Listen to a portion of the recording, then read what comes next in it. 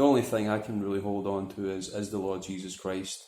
Today is the start of Hanukkah, which means it's the Feast of Lights, which Jesus Christ, Yeshua HaMashiach, is the light of the world. This festival lasts about a week, around about that.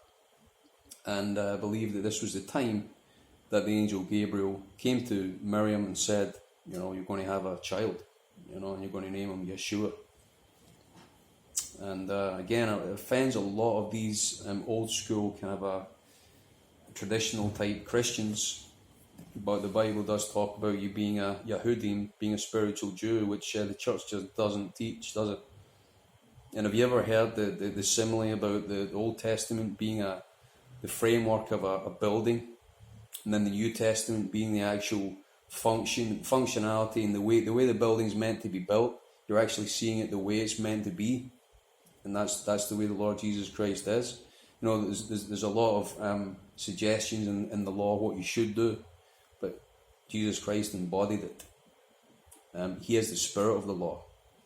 He's not the letter of the law, which is a form of legalism, and basically legalism is human interpretation of the law. If you study common law, and there's a guy called Lentz, Karl Lentz, and it's not the Pastor Karl Lentz, but there's a number of common law experts out there, and really law is just something that has to be established by humanity themselves. And when you come up to the judge, they see you as a two-dimensional entity. You don't even see you as a man or a woman until you identify yourself as that. And see, we're not taught these things in school. We're not taught the very vital things in life. Even the Bible itself is so vital to be taught, but it's not being taught. It's not taken seriously. Britain used to be in the forefront of science and all kind of things, because it used to take the Bible seriously. Now it doesn't take the Bible seriously because it's been listening to the television, a lot of Satanists and comedians on television just mocking the Bible, and then so so nobody takes it seriously. That's one of the reasons. Another reason is because Satan has been blaming the Christians for every war that's been ever fought. And they never ask the question was the Second World War, for example, worth being fought? Okay, so there's a bunch of gypsies, Jews, and coloured people being labelled as subhumans, locked up in concentration camps. So that's not worth fighting that opposition to free these people. I think it was worth fighting the Second World War. The First World War, a bit more political. And what is this thing about that we're approaching now?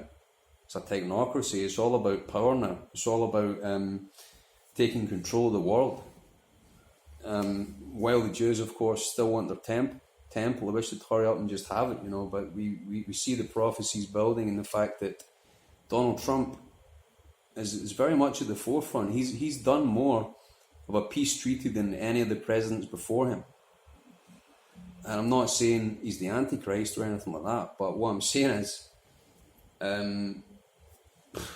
is that the Bible talks about a time where, the Antichrist goes and makes peace with many in the Middle East, the Middle Eastern nations. That's exactly what's happening. There's a peace treaty between Israel and Saudi Arabia and all these countries now. No, it's not a bad thing. But then again, this could progress into them building another temple, the third temple, which is prophesied. And then who's going to be the Antichrist? We don't know. Maybe some other entity, other individual that we've not seen yet. But I think it could be someone that, I do believe it will be someone that people know right now. I don't believe it's like a hidden entity. I believe it's someone that people know and associate with right now. A lot of people speculate about Obama and all that. And then I believe there'll be a false prophet as well, which will do signs and wonders and miracles that will come about at the same time. And that individual could be a type of, what would you say, alien that will we'll see how things progress. We'll talk about that in another video. Anyway, guys, thanks for spending time with me, and I'll be back.